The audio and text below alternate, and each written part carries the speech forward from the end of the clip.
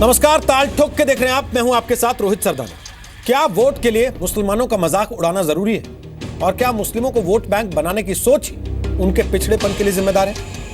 ताल ठोक के आज ये सवाल इसलिए क्योंकि खुद को मुसलमानों की आवाज बताने वाले समाजवादी पार्टी के नेता आजम खान ने वोट के लिए मुसलमानों का ही मजाक उड़ा दिया। कन्नौज की एक चुनावी रैली में आजम खान ने कहा कि मुस्लिम इसलिए ज्यादा बच्चे पैदा करते हैं क्योंकि उनके पास रोजगार की कमी है, और अगर उन्हें रोजगार और नौकरी मिले तो मुस्लिम भी कम बच्चे पैदा करेंगे। यानी आजम खान ने वोट के लिए मुस्लिमों को पिछड़ेपन की मार्केटिंग भी की और उन्हें ही देश में बढ़ती आबादी के लिए जिम्मेदार भी ठहरा दिया। आजम खान ने मुसलमानों के लिए जो सोच रखी उसका समाजवादी पार्टी ने यह कहकर समर्थन किया कि वो मुस्लिमों का वोट मांग रहे हैं तो गलत क्या है। सवाल यह कि आजम खान और उन नेताओं में फर्क क्या है जो चुनाव के वक्त मुस्लिम आबादी के खिलाफ 4 बीवी 40 बच्चे के नारे लगाते हैं। आजम और उन नेताओं में फर्क क्या है जो बढ़ती आबादी के लिए मुसलमानों को जिम्मेदार बताते हैं, और जब 4 बीवी 40 बच्चों के नारे को मुस्लिमों के खिलाफ सांप्रदायिक साजिश बताया जाता है तो क्या आजम खान के बयान को जायज ठहराया जा सकता है? इसलिए आज ताल ठोक के पूछेंगे कि रोजगार के बहाने आजम खान का यह बयान मुसलमानों का मजाक उड़ाना नहीं तो और क्या है? क्या आजम खान को सियासत के लिए मुस्लिमों पर 4 शादियां 40 बच्चे वाला जुमला मंजूर है? क्या इसे आजम खान की समाज घाती सोच नहीं कहा जाए? और क्या देश में आजम खान जैसे नेताओं की वजह से पिछड़े हैं मुसलमान? ताल ठोक के आज की बहस इन्हीं सवालों पर।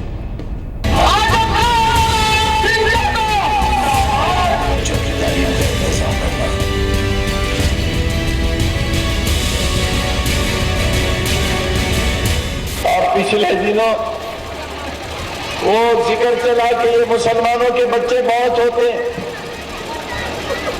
अरे भाई ये काम नहीं है तो और क्या करें? 2 नौकरी कारोबार कराओ, बच्चे भी कम हो जाएंगे। इसमें नाराज होने की क्या बात है? हर व्यक्ति और अपने समाज के बारे में वो बात कर रहे हैं। अगर जनसंख्या बढ़ती जा रही है, सुरसा की तरफ बदन बढ़ा रही है, मुंह खोले चली जा रही है, देश में समस्याएं खड़ी हो रही जनसंख्या के कारण, उसके लिए हिंदू जिम्मेदार नहीं है। जिम्मेदार वो है जो हम कह रहे हैं, जो ये कहते हैं 4 बीवी 40 बच्चे।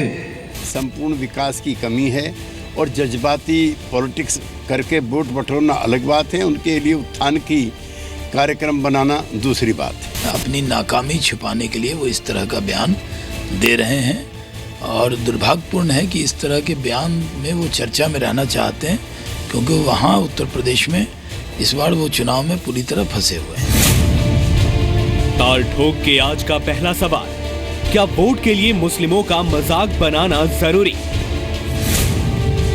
दूसरा सवाल, क्या सियासत के लिए आजम को मंजूर है 4 शादियां 40 बच्चे? तीसरा सवाल, क्या नौकरी के नाम पर यह आजम की समाज घाती पॉलिसी नहीं? और ताल ठोक के आज का चौथा सवाल, क्या नेता है आजम खान इसीलिए पिछड़ा है मुसलमान? तो आपको बता दें कि ताल ठोक के आज हमारे साथ बात करने के लिए 4 खास मेहमान होंगे। हमारे साथ घनश्याम तिवारी हैं, वो समाजवादी पार्टी के प्रवक्ता हैं। केलॉग्स इंस्टीट्यूट ऑफ मैनेजमेंट से उन्होंने MBA किया है और मास्टर्स इन पब्लिक एडमिनिस्ट्रेशन किया हार्वर्ड कैनेडी स्कूल US से। स्वागत है घनश्याम तिवारी आपका। वो पहले JDU के बिहार यूनिट के चीफ एडवाइजर रहे हैं 5 साल तक। हमारे साथ संबित पात्रा यहाँ पर मौजूद हैं, पेशे से सर्जन हैं, डॉक्टर हैं, वैसे भारतीय जनता पार्टी के सेंट्रल कमेटी के सदस्य हैं और राष्ट्रीय प्रवक्ता भी हैं। आपको बता दूं नाइश हसन हमारे साथ होंगी, वो मुस्लिम महिला अधिकार कार्यकर्ता हैं, वो पूर्व अध्यक्ष हैं मुस्लिम महिला आंदोलन की, जो मुस्लिम महिलाओं के अधिकारों के लिए लंबी लड़ाई लड़ रहा है। वो लखनऊ स्टूडियो से हमारे साथ हैं। और MH खान हमारे साथ हैं, वो बहुजन समाज पार्टी के नेता हैं। डॉक्टर MH खान अक्सर आप देखते होंगे टेलीविजन डिबेट्स में BSP का पक्ष रखते हैं। घनश्याम तिवारी, सबसे पहला सवाल मेरा आपसे है, शर्मिंदा हैं आप आजम खान के इस बयान पर?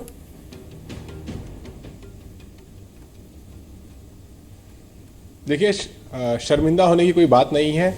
बात यह है कि उत्तर प्रदेश और पूरे हिंदुस्तान में जो मुस्लिम आबादी है वो कई मामलों में पिछड़ी हुई है और उसके लिए बुनियादी तंत्र एक तरीके से जिम्मेदार है। तो अलग अलग तरीके से नेता इस पर अपना आवाज़ उठाते हैं और अपनी बात रखते हैं। कोई बात लोगों को नागवार गुजर सकती है, लेकिन वो बात इसकी बुनियादी पक्ष कुछ बदलती नहीं है कि मुसलमानों के पास रोज़गार नहीं है, महिलाओं के पास अच्छी शिक्षा नहीं है, और जब तक ये दोनों चीज़ें नहीं होंगी कोई समाज आगे नहीं बढ़ सकता है, चाहे वो भारत का दलित समाज हो, पिछड़ा समाज हो या अल्पसंख्यक समाज हो। लोहिया जी जिनके सिद्धांत हमारी पार्टी के बुनियाद हैं, वो महिलाओं, दलितों, पिछड़ों को और अल्पसंख्यकों को एक नज़रिए से देखते थे, क्योंकि जो बुनियादी सवाल था उनके सामने वही था, रोटी, कपड़ा, मकान, शिक्षा। और वो ये कहते थे कि जब राजनीतिक पार्टियां धर्म की बात करती हैं तो कहीं ना कहीं लोकतंत्र को इन बुनियादी सवालों से बरगलाने का कोशिश कर रही होती हैं। वो जवाब नहीं दे रही होती हैं कि क्या तरीका होगा कि किसी पिछड़ी या अल्पसंख्यक या महिलाओं के बीच में अच्छी शिक्षा आएगी या उन्नति होगी। एक छोटा सा आंकड़ा देना चाहूँगा हिंदुस्तान के संदर्भ में कि किसी भी धर्म की महिला हो, यदि 10वीं कक्षा पास नहीं है तो फर्टिलिटी रेट लगभग 4 के आसपास होता है, और 12वीं कक्षा पास है तो फर्टिलिटी रेट 3 के आसपास होता है, और अगर वो ग्रेजुएट है तो 2 से कम होता है। जी, तो ये अब 1.5 मिनट का समय मिलता है अमूमन पहले सवाल के जवाब के लिए। आपका 1.5 मिनट खत्म हो गया है, लेकिन मैं फिर वापस आ रहा हूं आपके पास बाकी मेहमानों से माफी मांगते हुए, क्योंकि आप जब तक अपनी पहली बात समझा ना लें। सर, आपकी क्वालिफिकेशन देख के मुझे उम्मीद हुई थी कि आज एक पढ़े लिखे प्रवक्ता से सामना है, बड़े अच्छे तरीके से वो तथ्यों के आधार पर अपनी बात रखेंगे। सर, आप एक ऐसी बात को जस्टिफाई करने में उलझते जा रहे हैं जिसको आप खुद अंदर से जानते हैं कि आप जबरदस्ती जस्टिफाई कर रहे हैं। सर, जो आदमी के पास नौकरी नहीं है, जिसके पास कपड़ा नहीं है पहनने को, आपके मुताबिक रोटी नहीं है, छत नहीं है सिर ढकने को, वो बच्चे पैदा करेगा इस देश में? और कोई काम नहीं है उसके पास, वो बच्चे पैदा करने लगेगा। देखिए या तो मैं जज्बाती होकर कुछ बात कहूं या फिर सीधा सा आंकड़ा देता आपने खुद कहा कि लोहिया जी ने कहा जब राजनीतिक पार्टियों के पास आम आदमी को देने के लिए कुछ नहीं होता तो वो धर्म का नाम लेके बरगलाते हैं। आजम खान क्या कर रहे हैं आज? बरगला रहे हैं ना लोगों को। बिल्कुल।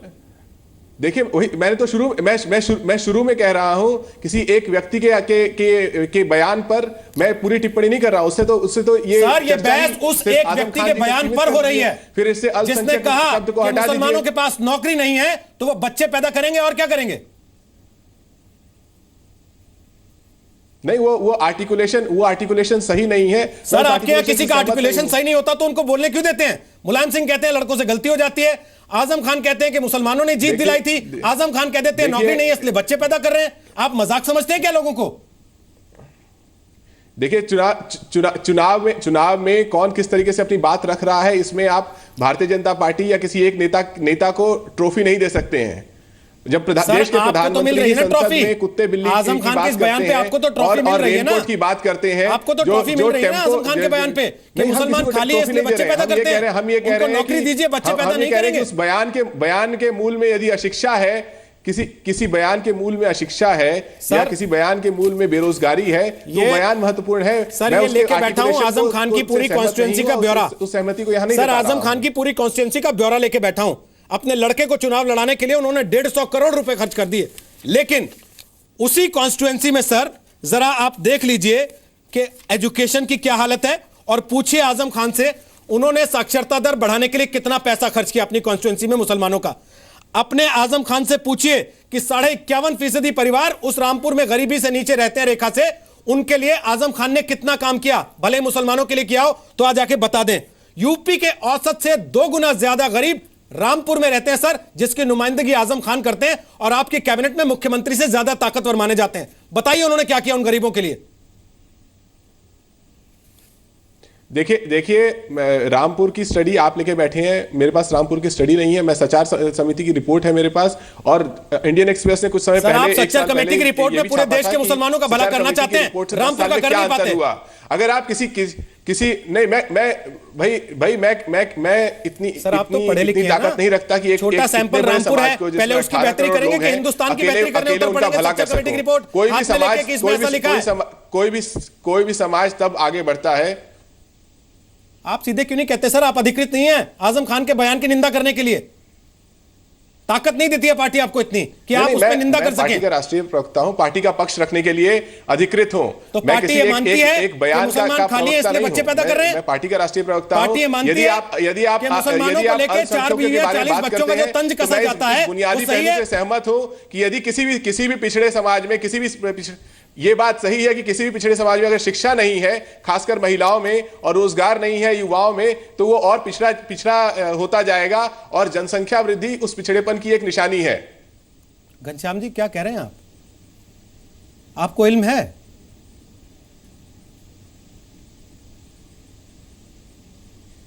आपको एहसास है? सर आप क्या कह रहे हैं? आप सवाल कीजिए। सर मैं तो यही पूछ रहा हूं, आपको एहसास भी है? आप क्या देखिए, बोलते जा रहे हैं? मैं जो कह रहा हूं मुझे पूरा एहसास है। मैं सिर्फ इतनी सी बात कह रहा हूं। यदि आप अपने दर्शकों को ये बात नहीं कह पा रहे हैं तो मैं कह देता हूं, इस देश में जितनी भी स्टडी हुई है, मैं चैलेंज करता हूं। आपके अन्य प्रवक्ता भी हैं, एमएच खान जी हैं, संबित पात्रा जी हैं, दोनों लोग अच्छे प्रवक्ता हैं। मैं चैलेंज करता हूं, आप इस बात को गलत साबित कराइए कि इस देश में यदि लड़कियां मैट्रिक पास नहीं है तो फर्टिलिटी रेट 4 से ऊपर नहीं है। एमएच खान साहब, मैं आपके दर्शकों को बताना चाहता हूं, आपके माध्यम से बताना चाहता हूं कि आज भी इस देश में मां की शिक्षा के आधार पर बच्चे का सेल्फ एस्टीम बनता है। सर मैं डॉक्टर एमएच खान से पूछ लेता हूं, क्या मुसलमानों के पास नौकरी नहीं होगी तो वो बच्चे पैदा करते रहेंगे जैसा आजम खान कह रहे हैं? पूरे समाज की बेइज्जती कर रहे हैं वो, इस देश के हर मुसलमान को बेइज्जत कर रहे हैं वो। नहीं, मैं रोहित जी, मैं इस बयान को बिल्कुल कंडेम करता हूं। अब आजम खां का दिमागी संतुलन बिगड़ गया है, वो उल्टी सीधी बातें करते हैं और समाज को भड़काने का काम करते हैं। आपने देखिए, आपकी 5 साल सरकार रही है। अगर आपको लग रहा था कि मुसलमान अशिक्षित हैं तो शिक्षा के क्षेत्र में काम क्यों नहीं किया आपने? आपका काम था। आज आप ही कह रहे हैं कि अशिक्षित मुसलमान है, बच्चे पैदा करेंगे। ये कितनी गंदी बात इन्होंने कही है। इस क्षेत्र में काम करने के लिए इनके पास क्यों पूरा 5 साल था, इन्होंने काम नहीं किया। और देखिए, मैं आपको बता रहा हूं, जौहर यूनिवर्सिटी इन्होंने कायम किया है। 12,000 करोड़ रुपया उत्तर प्रदेश सरकार से इन्होंने लिया है।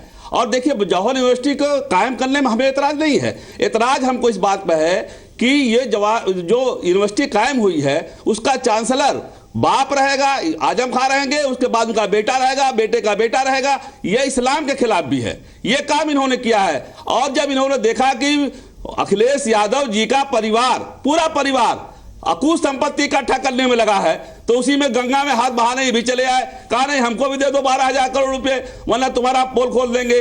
बीच बीच में कहते हैं मेरे दोनों हाथ में लड्डू है, एक तरफ मुलायम सिंह है, एक तरफ अखिलेश यादव है। आज गायत्री प्रजापति के बारे में कितना शर्मनाक सुप्रीम कोर्ट ने कहा है। आप बार बार मैं कह चुका हूं रोहित जी कि अखिलेश यादव का चेहरा दागी है, अच्छा नहीं है, न हिंदू के लिए है न मुसलमान के लिए है।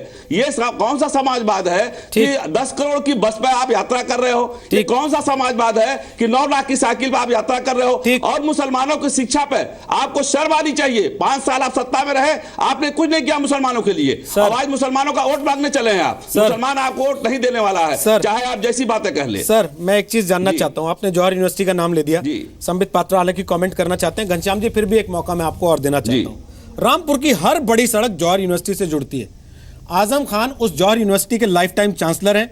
उसमें इंजीनियरिंग कॉलेज चलता है, ऑलरेडी मेडिकल कॉलेज की इमारत बन रही है, उसके दरवाजे से जुड़ेगा। वो राज्य का सबसे लंबा पुल बन रहा है, 200 करोड़ की लागत से यूपी ब्रिज कॉर्पोरेशन पुल बना रहा है। और आजम खान के घर से लेके सिविल लाइंस तक 20 करोड़ की लागत से पुल बनता है। सर, मुसलमानों के बीच में और शिक्षा के बीच में आजम खान एक छोटा सा पुल नहीं बना सकते थे? नौकरी के बीच में और मुसलमानों के बीच में आजम खान अखिलेश यादव की सरकार में रहते हुए मंत्री एक छोटा सा पुल नहीं बना सकते थे? बराक ओबामा देने आते क्या यूपी के मुसलमानों को नौकरी और शिक्षा? देखिए उत्तर प्रदेश, आपकी जानकारी के लिए बता दूं, देश में शिक्षण संस्थानों में नंबर 3 है Uttar Pradesh, number of institutions के मामले में। सर, मुसलमानों की शिक्षा की बात कीजिए मुझसे। बताइए उसमें कितने मुसलमानों को आपने पढ़ाया? बताइए उसमें कितने मुसलमानों को पढ़ा लिखा के आपने इस लायक बनाया कि वो बड़ी बड़ी कंपनियों में नौकरी पा सकें? ये तो आपका ये आपका वन आइड व्यू है कि मुसलमानों की शिक्षा अलग से बात करें और किसी और की शिक्षा। आजम खान ने शुरू की ना सर, मैंने थोड़ी की। उन्होंने कहा ना मुसलमान पढ़े लिखे नहीं, उनको नौकरी नहीं है, इसलिए बच्चे पैदा कर रहे हैं। अगर हम नहीं, ये बात आजम खान ने शुरू की है, मैंने सर। देखिए, आप ये सोच के आए हैं कि आप ये सोच के आए हैं कि सर, क्योंकि मुझे शर्म आती है आजम खान जैसे नेताओं के बयानों पर, आपको नहीं आती। करते हैं शिक्षा की बात करते हैं। नहीं, आपको मुझे मुद्दे की बात समझ में आती है। यदि आप बयानों की तुलना करना चाहते हैं तो अपने दर्शकों के लिए सारे बयान रख दीजिए। प्रधानमंत्री ने क्या कहा, तिवारी जी आप टीवी पे आने लगे हैं, इस देश में हर ऐसे नेता के बयान पे बहस हुई है, धार्मिक इस चैनल पे इस देश में हर ऐसे नेता के बयान पे बहस हुई है। सर आपको मौका नहीं लगा, आपको मौका नहीं लगा सर, मायावती ने आपका मौका नहीं लगा सर, ट्रांसफर के बारे में आपकी पार्टी ने भी बहुत पहले ऐसे मौके दिए हैं। आप टीवी स्टूडियो जो राजनीति रैली में चल रही है उसको टीवी स्टूडियो में बतलाइए। बात बहुत साधारण सी है। यदि आप मुद्दे की बात कर रहे हैं तो उसके सही पक्ष को समझिए। अगर आपको लगता है मुसलमानों का मजाक उड़ा के आपको वोट मिलेगा मुसलमानों का, तो उड़ाइए सर, आप भी उड़ाइए और उड़ाइए सर, और मजाक उड़ाइए। हमने तो कभी ये एमएच खान साहब है, इनकी पार्टी अलग से मुसलमानों का वोट मांगती है और दूसरी तरफ तो नहीं कहती कि खाली हो बच्चे पैदा कर रहे हो हमें वोट दे दो, ये तो नहीं कहती कि नौकरी नहीं है बच्चे पैदा करते रहते हो हमें वोट दे दो। एक भी मुस्लिम इनको टिकट देने लायक नहीं लगा। हमने तो बिल्कुल स्पष्ट रखा है कि हमारे पास एक अच्छा नेतृत्व है, हमारे पास एक अच्छा नेतृत्व है, उसके आधार पर सर आपके नेता आजम खान ने आपके उस युवा नेतृत्व की भी बेइज्जती की है आज, इस बात को याद रखिएगा। आपके पास जवाब नहीं है कोई। संबित पात्रा आप बहुत देर से आते हैं, बोलिए कितने आप मुसलमानों के हमदर्द बन रहे हैं। खान साहब अब सुन लीजिए, डॉक्टर संबित पात्रा को भी सुन लीजिए एक बार। लेकिन इस देश में कभी इस समुदाय ने इस तरीके से वोट नहीं दिया कि आप हर प्रचार में कटोरा लेके बोलते रहते हैं कि घनश्याम जी दूसरों को सुनने दीजिए। आज आप बैकफुट पे हैं तो कम से कम थोड़ा शांति तो बनाए रखिए। हमारा वोट ट्रांसफर करते हैं। एक मिनट घनश्याम जी, माफी तो मांगा नहीं, ऊपर से इतना बोले जा रहे हैं। मंच से आप धर्म के नाम पे वोट, भैया माफी तो मांगा नहीं, ऊपर से इतना बोल रहे हैं, सुन तो लीजिए दूसरों को। देखिए पहली बात है ये जो ये आजम खान ने जो कहा है कि नौकरी नहीं है, कारोबार नहीं है, इसलिए हम बच्चा पैदा कर रहे हैं, इससे डायरेक्टली ये एक मिसोजिनिस्ट स्टेटमेंट है। महिलाओं को क्या बच्चे पैदा करने की मशीन सोच रखा है आपने कि बस काम कुछ नहीं है तो हम बच्चे पैदा करते रहेंगे? ये केवल मुस्लिम समाज के लिए ही नहीं, महिलाओं के प्रति एक तीखी टिप्पणी है। और आज घनश्याम जी आप बहुत पढ़े लिखे हैं, हम सब आपका सम्मान करते हैं, पहले आप क्षमा मांगिए देश से और उसके बाद आजम खान को भी क्षमा मांगनी चाहिए। और ये आज पहली बार वो टिप्पणी नहीं की है। मैं 2 साल पहले आजम खान ने क्या कहा था वो भी बता दूं। हम गरीब लोग हैं इसलिए ज्यादा बच्चे पैदा करते हैं, कोई काम नहीं, बीवी क्लब नहीं जा सकती, यारों की महफिल नहीं है, नहीं महफिल में नहीं जा सकती, बस बीवी और शौहर होते हैं, बच्चा तो पैदा ही करेंगे।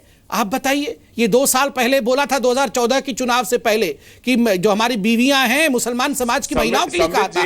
आप इसमें शर्म तो करिए कि बार बार इस प्रकार का बयान दे रहे हैं। और आज ही गायत्री प्रजापति गैंग रेप के मामले में सुप्रीम कोर्ट ने उन पे, सुन लीजिए मैं आपके बीच में नहीं बता रहा था, मैं आपके बीच में नहीं बोल रहा था, थोड़ी देर सर थोड़ा तो शर्म रखिए, थोड़ा तो शर्म रखिए। मैं आपसे पूछूंगा आप बताइएगा, अभी थोड़ा शर्म रखिए। जिस दिन आपको माफी मांगनी हो उस दिन दूसरों की भी सुन लीजिए साहब, पढ़े लिखे हैं आप। मैं सिर्फ इतना कहना चाहता हूं, आजम खान जी बड़ा छाती चौड़ा करके कह रहे थे नौकरी दो, कारोबार दो। ये किससे कह रहे थे मैं आपसे पूछ रहा हूं? अखिलेश जी से कह रहे थे, साइकिल के पीछे बैठे राहुल गांधी से कह रहे थे, किससे कह रहे थे? 60 वर्षों से अधिक समय तक राहुल जी की सरकार रही, उनके पिताजी की सरकार रही, उनकी दादी की सरकार रही, उनके परदादा का सरकार रहा, उन्हीं की सरकार रही, और 5 वर्षों में आपकी सरकार है। उससे पहले कभी मुलायम जी की भी सरकार थी। तो ये किससे पूछ रहे हैं नौकरी दो? 22 करोड़ जनता है उत्तर प्रदेश में, 18% उसको ये कोई 2 साल में 1 साल में तो सब कुछ, शिक्षा, कारोबार सब कुछ तो नहीं हो जाएगा। तो ये सवाल किससे पूछा गया है, आपने इस पे सोचा है? और आज ही गायत्री प्रजापति को FIR किया गया है गैंग रेप के लिए। पूरे राज्य में महिलाओं को लेकर किस प्रकार की स्थिति है, ऊपर से आप जैसा पढ़ा लिखा नौजवान, आप कहते हैं युवा नेता है, 2 लड़के हैं। अरे आप भी तो लड़के हैं, हाथ जोड़ के माफी मांग लीजिए। कैसे लड़के हैं आप? अगर आपका नेता महिलाओं के लिए ऐसे शब्द प्रयोग करता है, आप माफी तक नहीं मांग पा रहे, तो क्या काम है? देखिए संबित जी आप बोलिए, खारिज किया जा सकता है। आप बोलिए संबित जी। देखिए घनश्याम जी, मैंने पर्याप्त मौका दिया आपको। देखिए संबित जी, सर मैंने सबसे ज्यादा मौका आपको दिया कि आप अपनी बात रखें, उसमें आप नहीं समझा पाए तो ये सर मेरी गलती नहीं है। नाइश हसन, मैं आपसे पूछता हूं, ये तीनों तो चलिए राजनीतिक पार्टी के हैं, वो माफी मांगेंगे नहीं और ये इस बात से हटेंगे नहीं कि माफी मांगो। एक महिला होने के नाते क्या आपको लगता है कि आजम खान ने हर मुसलमान का, हर मुस्लिम औरत का अपमान किया? जी रोहित जी, मैं आपकी बात का समर्थन करती हूँ और मैं किसी पॉलिटिकल पार्टी की नुमाइंदगी नहीं कर रही हूँ, मैं औरत के सवाल की नुमाइंदगी ज़रूर कर रही हूँ। और ये आज़म खान का पहली दफ़ा इस तरह की बयानबाजी नहीं है। इस तरह की जो बदजुबानी है वो पिछले काफ़ी अरसे से करते रहे हैं और यहाँ तक कि उनको कोर्ट ने फटकारा है और उन्हें कोर्ट ने धमकी दी है एक तरह से आइंदा सुधरने की, जिसका उन्होंने जवाब भी दाखिल किया है। लेकिन ऐसा लगता है उनके ऊपर कोर्ट के इस बड़े सवाल का भी कोई असर नहीं हुआ है और वो फिर उन्हीं बातों को रिपीट कर रहे हैं। तो ये एक बहुत गंभीर मामला है कि वो जिस तरह भी चाहें जब भी चाहें बोलते हैं, ना पार्टी उनके ऊपर एक्शन लेती है ना उनको कोर्ट के एक्शन की कोई परवाह है। क्या उनको अपनी पहचान संकट में लग रही है? क्या अपनी पहचान बनाने के लिए वो इस तरह बोलते हैं कि 10 जगह टीवी चैनलों पे आएंगे, वो अखबारों में आएंगे ताकि लोग उन्हें देखें, उनकी पहचान हो? क्या उनको ये अपनी पहचान का संकट लग रहा है? मुझे तो लगता है अब कोर्ट कचहरी भी उनका इलाज नहीं कर पाया है, अब उनको किसी डॉक्टर की सलाह लेनी चाहिए क्योंकि इतना ज़्यादा सिरफिरा आदमी तो मुझे नहीं समझ में आता। और जहाँ तक सरकार की बात है, अगर वो मुसलमानों के लिए इतनी चिंता करती है, सचर कमेटी रिपोर्ट आने के बाद 5 साल अभी इनकी सरकार थी, इन्होंने एक जियो जरूर निकाला था, मैं उसकी तारीफ करती हूँ कि बहुत अच्छा जियो था, जिसमें सचर कमेटी के रिकमेंडेशन को लागू करने के लिए इन्होंने 30-35 डिपार्टमेंट के साथ उसको अटैच किया था। नतीजा ये हुआ 5 साल में, आप खोल के देख लीजिए, उन्होंने उर्दू में एक वेबसाइट बनाने के लिए कहा था, वो वेबसाइट पूरी नहीं है। इन्होंने जिस तरह से उस बजट को पूरे सियासी बजट में तब्दील कर दिया कि अगर यूपी में बेरोजगारी है तो इन्होंने 100 करोड़ रुपए सिर्फ स्किल बिल्डिंग के लिए दिए बच्चों के, और 400 करोड़ रुपए इन्होंने कब्रिस्तान की बाउंड्री वॉल के लिए दिए। तो मतलब मुर्दों की कीमत ज्यादा है, जिंदों की कीमत कुछ भी नहीं है। तो जब बजट को, पूरे सवाल को सियासी रंग दे दिया जाता है तो यही हाल होता है। और आजम खान जैसे और तमाम बदजुबान नेता है जिनको मौका मिलता है और पार्टी ने उनके ऊपर कोई एक्शन नहीं लिया। पहली बात तो ये है कि कोर्ट एक्शन लेगा, एक लंबी प्रक्रिया चलेगी और फिर उसके बाद वो कहेंगे जी पार्टी एक्शन तब लेगी ना जब उनके बयानों को गलत मानेगी। पार्टी के सारे प्रवक्ता तो डिफेंड करते हैं, किसी को यह अधिकार नहीं है कि वो आजम खान की बात पे सवाल उठा दे, निंदा करना तो दूर की बात है। वो आजम खान जो मंत्री रहते हुए कैबिनेट की मीटिंग्स को ठेंगा दिखा देते थे और सीएम कुछ नहीं कह पाता था, वहां प्रवक्ता क्या बोलेंगे आजम खान के खिलाफ? सर घनश्याम तिवारी जी, आपको बताऊं रामपुर की हकीकत क्या है सर? वहां के लोग क्या नारा लगाते हैं आजकल? जो आजम खान मजाक उड़ा रहे खड़े होके स्टेज से मुसलमानों का, सर उनके रामपुर में सर ये नारा लगता है, बनाओ बीड़ी चलाओ रिक्शा, ये है आली जनाब की शिक्षा। ये इंतजाम किया उन्होंने अपने इलाके में शिक्षा का। सर जो रामपुर कभी कानपुर के बाद यूपी में दूसरे नंबर का इलाका माना जाता था इंडस्ट्री पॉइंट ऑफ व्यू से, साइकिल की फैक्ट्री थी, माचिस की फैक्ट्री थी, टेक्सटाइल मिल थी, डेयरी प्लांट था, सर उसकी हालत आज क्या है? आपसे छुपी है क्या?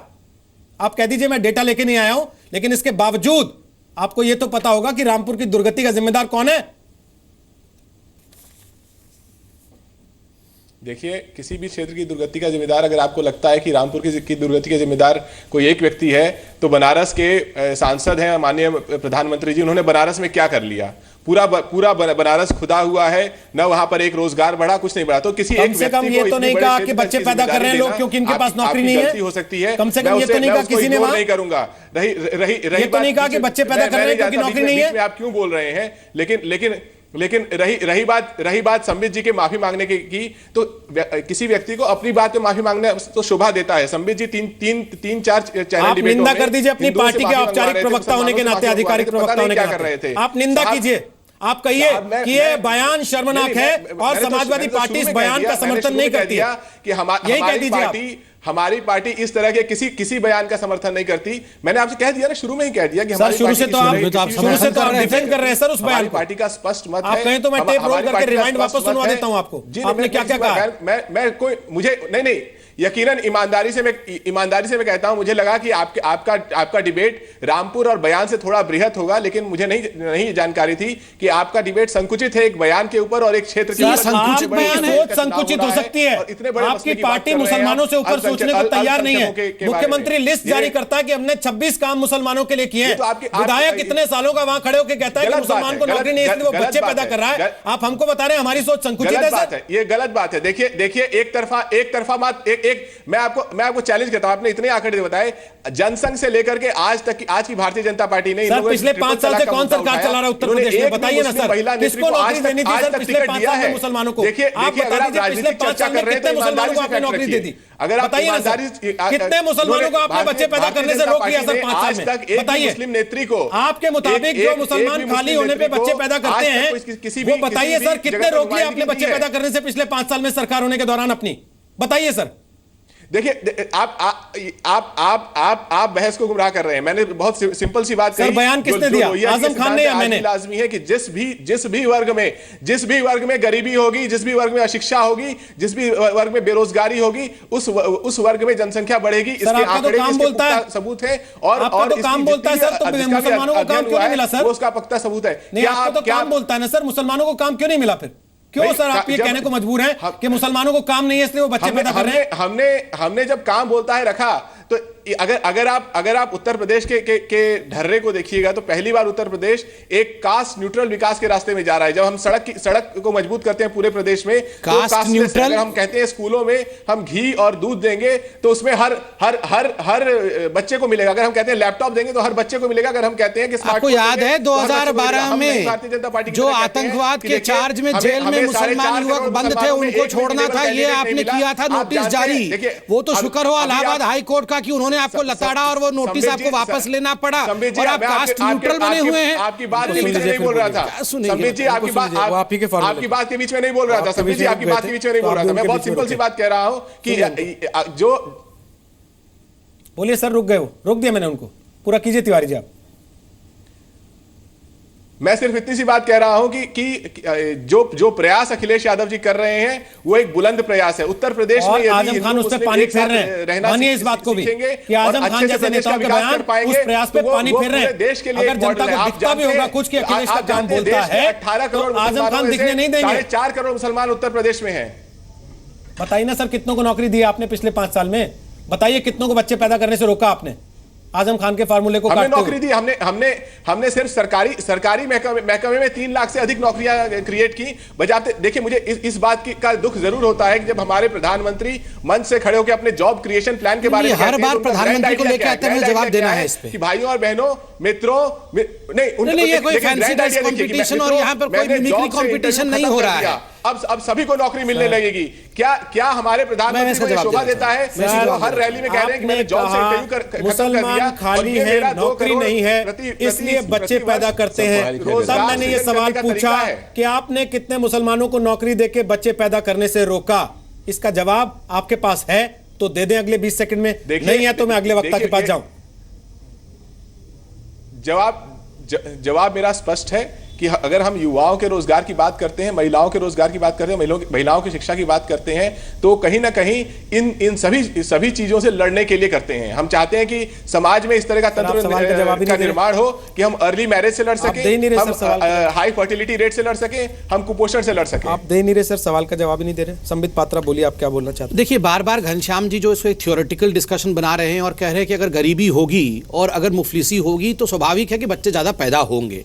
तो आजम खान भी तो यही कह रहे हैं कि नौकरी नहीं है, चाकरी नहीं है, कारोबार नहीं है, इसलिए महिला बच्चा पैदा करने की मशीन बन गई है। साधारण आपने प्रधानमंत्री पे सवाल उठाया, मैं उसका उत्तर दे देता हूं। आपने कहा कितना हमने वर्क जनरेट किया, कितना एम्प्लॉयमेंट जनरेट किया। इसी बार के आप इकोनॉमिक सर्वे को देखिए, उसके मुताबिक 5.4 करोड़ लोगों को मुद्रा के माध्यम से हमने स्वावलंबी बनाया। केवल और केवल उत्तर प्रदेश में 42 लाख लोगों को मुद्रा का योजना का बेनिफिट मिला है।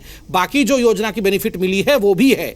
आपने अभी बताया कि 4 कुछ करोड़ मुस्लिम को, उनमें से आपने 3 लाख लोगों को नौकरी दे दी है। पूरे उत्तर प्रदेश में कितनी नौकरी दी? लगभग सारी नौकरी आप कह रहे हैं कि आपने मुसलमानों को ही दे दी है, अर्थात बाकी कुछ काम आपने किया नहीं है। मैंने 42, आप बताइए 5 वर्षों में 3 लाख, हमने 2-2.5 वर्षों में 42 लाख। आप इस पे कंपैरिजन करने की कोशिश कर रहे हैं सर। आपको अभी अपना रिपोर्ट कार्ड नहीं, देखिए रोहित जी, इनको अपना रिपोर्ट कार्ड दिखाना है। चाहिए सर, मुझे आप दोनों का रिपोर्ट कार्ड नहीं चाहिए। तो माफी तो मांग ले। मुझे आप दोनों का रिपोर्ट कार्ड नहीं चाहिए सर। एमएच खान, आपको अब तक एहसास हो गया होगा कि जिस बयान का वो लगातार समर्थन कर रहे हैं ये कहते हुए कि हम उस बयान का समर्थन नहीं करते, जिस बयान को वो लगातार डिफेंड कर रहे हैं ये कहते हुए कि नहीं हमारी पार्टी का ऑफिशियल बयान नहीं है, औपचारिक बयान नहीं है हमारी पार्टी का, उसकी निंदा करना दूर की बात, उस पर माफी मांगना दूर की बात।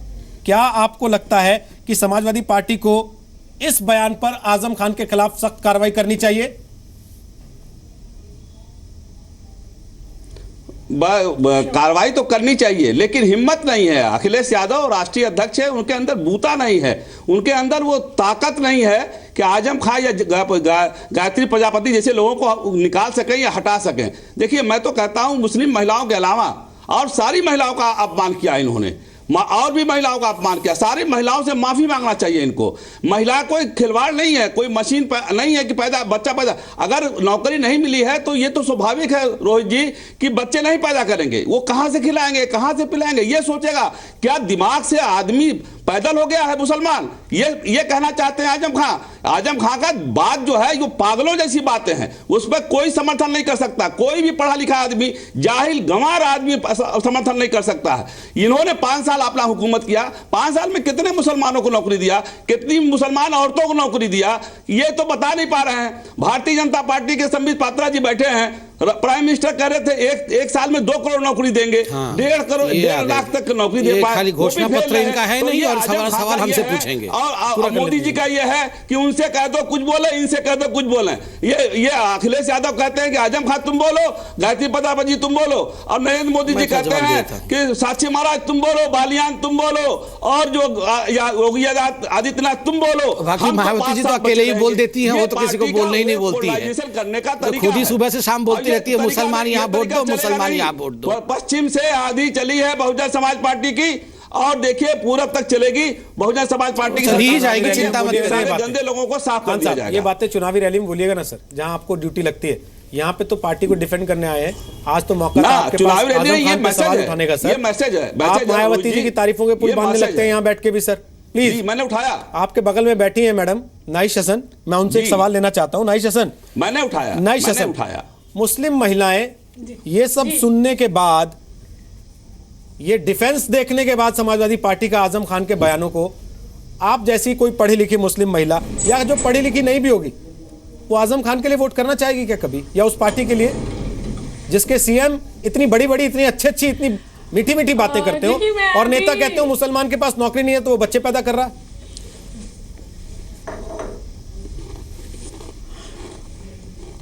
देखिए रोहित जी, अगर आजम खान ने तो खैर बेहद गलत बयान दिया है, लेकिन अगर आप सभी पॉलिटिकल पार्टी का इतिहास देखें तो कमोबेश औरत के सवाल पे किसी ने भी संजीदगी नहीं दिखाई है। मैं ये नहीं कहूँगी कि यहाँ सभी पॉलिटिकल पार्टी के नुमाइंदे बैठे हैं मुझे छोड़ के, लेकिन सभी की पार्टी की तरफ से, कांग्रेस की तरफ से भी बेहुदा बयान आ चुके हैं, बीजेपी की तरफ से भी, सपा की तरफ से, बीएसपी की तरफ से, सभी की तरफ से औरतों के, हमारे औरतों के लिए खराब बात नहीं कुछ कही गई है, औरतों के खिलाफ कोई बात नहीं कही गई। अभी पिछले साल का मामला है, दूर मत जाइए। तो अगर इस तरह, इसका मतलब औरतों की वो कोई वजूद समझते ही नहीं है। ये समझते हैं कि औरत का पति अगर वोट देगा तो औरत वोट दे देगी, और औरत को उसकी एक इंडिविजुअल हैसियत जो हमें संविधान हमारा देता है, उस हैसियत को ये लोग एक्सेप्ट ही नहीं करते। पैट्रियार्की इतनी घोर तरीके से इनके मन मस्तिष्क में बैठी हुई है कि औरत की जगह ये कमतर समझते हैं, कमजोर समझते हैं, और यही कारण है जब महिला आरक्षण बिल की बात आती है तो ज्यादातर लोग एक खाने में खड़े हो जाते हैं और औरत के सवाल को सिरे से नकार देते हैं। तो मुझे लगता है ये बहुत बड़ा सवाल है, और औरत इस देश की आधी आबादी है। अगर मुसलमान की बात है तो मुसलमान औरत, मुसलमान समाज की आधी आबादी है।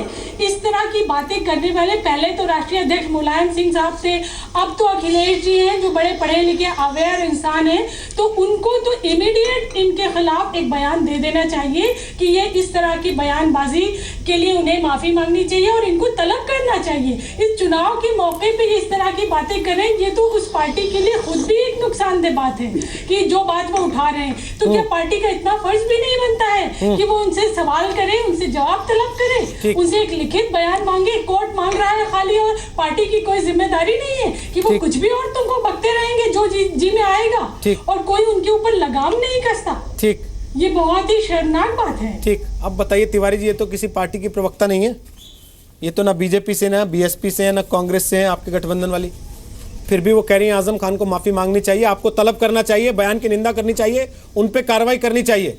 बोलिए, है हिम्मत आप लोगों में? देखिए मैंने शुरू में कह दिया है, और हिम्मत क्यों नहीं है भाई, जब हमने इतनी बड़ी लड़ाई अपनी पार्टी के अंदर ही लड़ी और प्रदेश को एक अच्छी जगह पे ले जाने के लिए अपनी राजनीति को दांव पे लगा दिया, तो अखिलेश यादव जी ने कभी भी हिम्मत की कमी नहीं दिखाई है। 2012 हो या 2017 हो, सबसे बड़ा जनसंपर्क अगर उत्तर प्रदेश में किसी ने किया है तो अखिलेश यादव बयान की तरफ से उन्होंने आंख कान बंद कर लिए अपने। यदि पूरे हिंदी हार्टलैंड, इस बयान की तरफ से उन्होंने अपने आंख कान बंद कर लिए ना सर, पूरे हिंदी हार्टलैंड या वो इसके समर्थन में नेता ऐसा नहीं है जिसने इस तरीके से प्रदेश को विकसित करने का प्रयास किया। बयान से क्या लेना देना संबंध? सर, इस बयान के प्रति अखिलेश जी ने आंख नाक बंद कर लिए क्या? अखिलेश जी कंडम क्यों नहीं कर रहे हैं? अखिलेश जी ने आंख कान बंद कर लिए क्या इस बयान के प्रति? क्योंकि हमें नहीं लगता अगर उन्होंने सुना होता तो वो आपकी तरह डिफेंड करते। उनके साथ देखिए मैंने जो शुरू में कहा, मेरा मत वही है कि मैं इस बयान से सहमत नहीं हूं, ये आर्टिकुलेशन गलत है, लेकिन मैं डिफेंड करता रहूंगा। मैं इससे सहमत नहीं हूं। तरह के आंकड़े रख के, ये पार्टी तरह की बातों को घुमा के मैं डिफेंड करता रहूंगा, मैं सहमत नहीं हूं। मैंने आपको शुरू में कह दिया नहीं, वो तो बिल्कुल नहीं। मुझे मैंने सर एक डिस्क्लेमर दे देना चाहिए था। बात मैं कहता हूं, आपको आते सर एक डिस्क्लेमर लेके बैठना चाहिए था। हमारे अंदर आजम खान के बयान की निंदा करने की हिम्मत नहीं है। हम लोग आजम खान के किसी भी बयान को लेकर कार्रवाई जैसी बात करने के लिए अधिकृत नहीं है, लिहाजा हमसे जो भी सवाल पूछे जाएं उनके जवाबों में ऐसी किसी चीज की उम्मीद ना की जाए।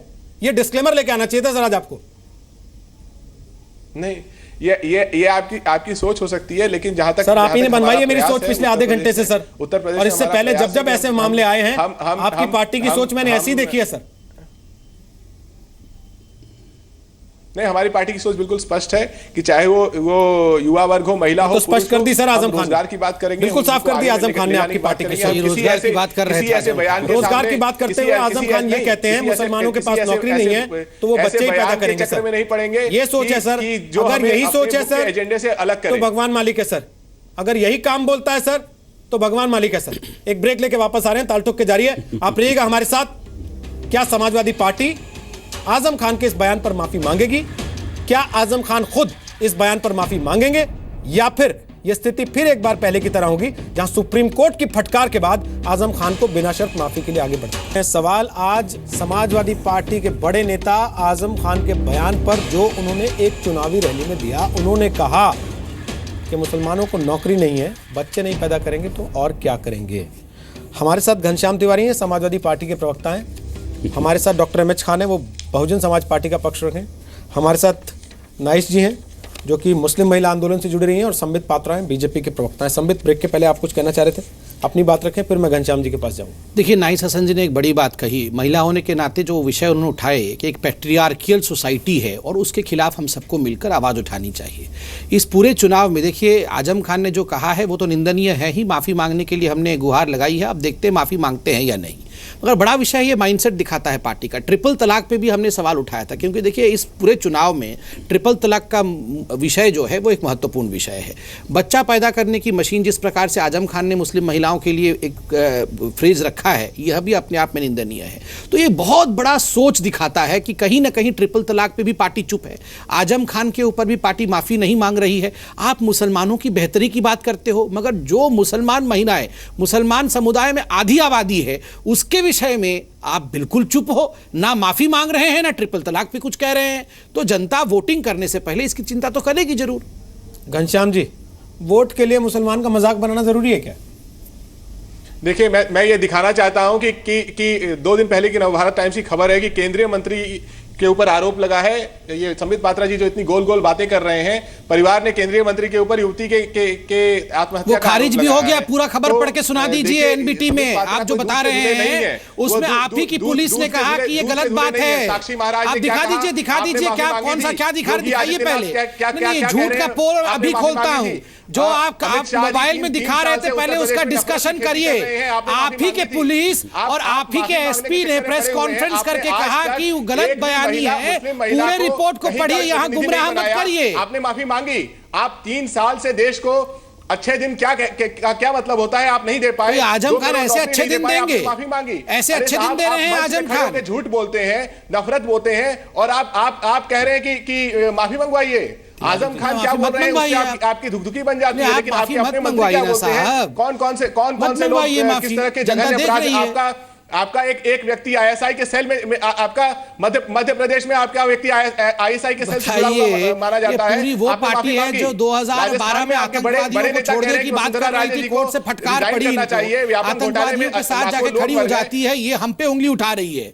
मैं तो आपसे सवाल पूछ रहा हूं, वो तो जिसका नाम आप लोग ने व्यापम घोटाला कहां से आया, कैरियर समाप्त हो गया आपका, व्यापम घोटाला कहां से आया? राजनीति आपको शोभा नहीं देती है। ये अलग बात है कि आप एक बयान पर राजनीति सीखने लगे तो अलग बात है। सर मेरा आप दोनों से रिक्वेस्ट है, सर प्लीज सिर्फ एक सवाल पूछ रहा हूं तिवारी जी, वोट पाने के लिए मुसलमानों का मजाक उड़ाना जरूरी है क्या सर? वो तो वैसे भी वोट देते हैं सर, इनको तो नहीं देते, आप ही को देते होंगे। वोट पाने के लिए किसी का तो कांग्रेस भी आपके साथ है सर, हमने अपने अभियान का तो कांग्रेस भी आपके साथ है सर, अब तो आपको और एहतियात बरतना चाहिए मुसलमानों के मामले में। आप मजाक उड़वा रहे हैं सर उनका। हमारा काम हमारे साथ है और हमारा विजन हमारे साथ है। आप ये कह रहे हैं सर उनके पास नौकरी नहीं इसलिए बच्चे पैदा करते हैं, हमारे साथ है, हमारा विजन हमारे साथ है। आप औरतों को बच्चा पैदा करने की मशीन बता रहे हैं सर मुसलमानों की। नाइस जी, बोलिए आप कुछ कहना चाह रहे हैं। हम किसी को कोई मशीन नहीं बता रहे हैं, ये आपकी जुबान हो सकती है, ये हमारी जुबान नहीं है सर। ठीक है सर, कहना चाहती हूँ, बोलिए नाइस जी। मैं घनश्याम जी को ये कहना चाहती हूँ कि अगर जो आपका विजन है उस विजन को थोड़ा और ब्रॉड कीजिए, उस विजन में औरतें भी शामिल हो जाएं, और अगर आप बढ़ के और आजम खान साहब से कहते हैं कि आप माफी मांगिए और पार्टी को लिखित जवाब दीजिए, क्योंकि इससे पहले आपने कोर्ट में भी ये दाखिल किया है, तो आपका ये बड़प्पन होगा आपकी पार्टी का, और वो आपकी पार्टी के लिए अच्छा होगा। ना कि आप ये पूछे संबित पात्रा जी से कि आपके लोगों ने माफी मांगी, या आप बीएसपी से पूछे आपने माफी मांगी। मतलब क्या तुलना करना जरूरी है कि अगर वो बुरे तो मैं क्यों ना रहूं, मैं बुरा तो वो भी बुरा? मैं स्वागत करता हूं आपकी बात का। देखिए घनश्याम जी, मैं आपकी बात का स्वागत करता हूं, आप बढ़ के आगे आइए। मैं आपकी बात का स्वागत करता हूं, और बात बर्दाश्त नहीं की जाएगी, क्योंकि पार्टी का विजन ब्रॉड है। उस ब्रॉड विजन को लोगों को नजर आना चाहिए, आपका ब्रॉड विजन। प्लीज तुलना मत कीजिए, मैं बुरा और वो बुरा, तो तुलना मत कीजिए। आप अपना बड़प्पन दिखाइए, और इसके लिए आगे क्यों नहीं आ रहे हैं आप? ठीक, समय खत्म हो गया। देखिए मैं आपकी बात का स्वागत करता हूं, मैं आपकी बात का स्वागत करता हूं, और माफी मांगना चाहते हैं क्या? बोल लीजिए अगर माफी मांगना चाहते हैं तो। देखिए मैं आपकी बात का स्वागत करता हूं, और हमने शुरुआत से कहा है कि और निकल नहीं रहा है। आप वापस शुरुआत पे आ गए और नहीं आ रहा है, जहां से शुरू हुए थे वहीं वापस आ गए सर। उन्होंने लगातार हर सुझाव सर हम उम्मीद करते हैं अखिलेश यादव जी भले डिस्काउंट दे दें इनको, और आपके सुझाव को भी सम्मान अखिलेश यादव जी भले डिस्काउंट दे दें आजम खान को अपनी मजबूरियों के तहत, लेकिन नाई शासन की बातें सुनने के बाद हम उम्मीद करते हैं कि डिंपल यादव और अपर्णा यादव को कम से कम आजम खान को डिस्काउंट नहीं देना चाहिए उनके इस बयान के लिए जो उन्होंने दिया।